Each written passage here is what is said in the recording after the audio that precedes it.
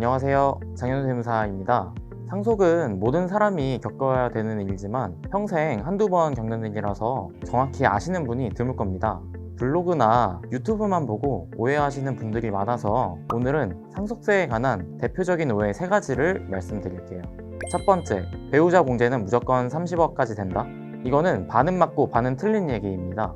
배우자 상속공제가 배우자가 실제로 상속받은 만큼 적용되는 건 맞아요. 근데 한도가 존재하기 때문에 배우자가 많이 받는다고 해서 모두 공제받을 수 있는 건 아니에요.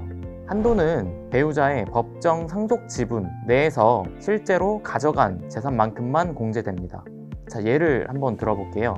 제가 20억짜리 아파트를 가지고 있고 자녀와 배우자가 있는 상태에서 사망했어요.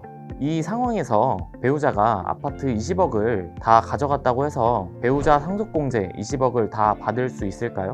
아닙니다. 이 경우 배우자의 법정 상속 지분은 약 13억 8천만 원이죠. 그래서 배우자가 아무리 재산을 많이 받아도 공제는 13억 8천만 원만 적용됩니다.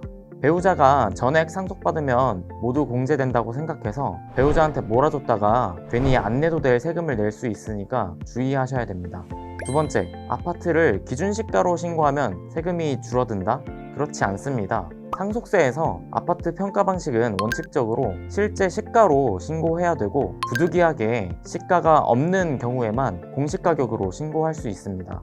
여기서 말하는 시가는 세법상 시가인데요. 여기에는 같은 동의 다른 층의 가격이 포함됩니다. 단순히 매물이 부동산에 올라왔다고 해서 시가가 되는 건 아니고 반드시 거래가 되어야 합니다. 이걸 세법에서는 유사매매 사례가액이라고 부릅니다. 보통 서울 아파트는 거래량이 많다 보니 유사매매 사례가액이 존재하지 않는 경우는 거의 없다고 보시면 됩니다. 그래서 기준시가로 낮게 신고했다가 나중에 세무조사 과정에서 시가로 다시 평가되어서 세금을 추징당할 수 있어요. 처음부터 시가에 맞춰 신고하거나 감정평가를 받아서 적정 가격으로 신고하시는 게 훨씬 좋습니다.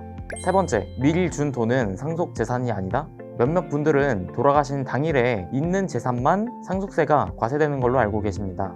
근데 그게 아니라 돌아가신 분이 상속인에게 10년 이내 준 재산과 상속인이 아닌 자에게 5년 이내 준 재산이 모두 상속재산에 합산되어 과세됩니다. 그 내역들을 세무서에서 어떻게 할까요? 상속세 신고가 끝나고 수개월간 조사관들이 상속인과 돌아가신 분의 계좌를 정말 꼼꼼히 살펴봅니다. 오고 간 금액 중에 큰 금액이 있다면 그거를 증여세로 추징을 합니다. 그래서 상속세 신고할 때 미리 증여로 추징될 만한 내역이 있는지 살펴보고 미리 대비책을 세워두는 게 중요합니다. 그리고 한 가지 더 말씀을 드리면 10년도 더 전에 받은 돈은 상속세로는 과세가 안 됩니다. 하지만 증여세는 나올 수 있어요. 예를 들어서 내가 자녀에게 13년 전에 현금 1억을 줬다고 해볼게요. 내가 사망하면 상속세는 안 나오지만 증여세와 가산세는 추징됩니다. 왜냐하면 국가에서 증여세를 부과할 수 있는 기간이 15년이거든요. 그렇기 때문에 10년만 지났어도 15년 내에 받은 돈이 있다면 세무조사에서 언제든지 증여세로 추징당할 수 있습니다. 오늘 말씀드린 내용 이미 알고 계셨던 분들도 있을 거고 잘못 알고 있다가 제대로 알게 된 분들도 있을 거예요.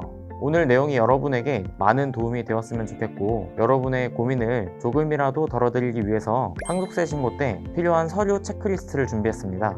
상속세 신고 당시에 필요한 서류들 목록이 많아서 여러분들이 헷갈릴 수 있으니까 필요하신 분들은 댓글에 남긴 링크로 신청해 주시면 발송해 드리도록 하겠습니다. 오늘 영상이 도움되셨다면 좋아요와 구독 부탁드립니다. 장현수 세무사였습니다. 감사합니다.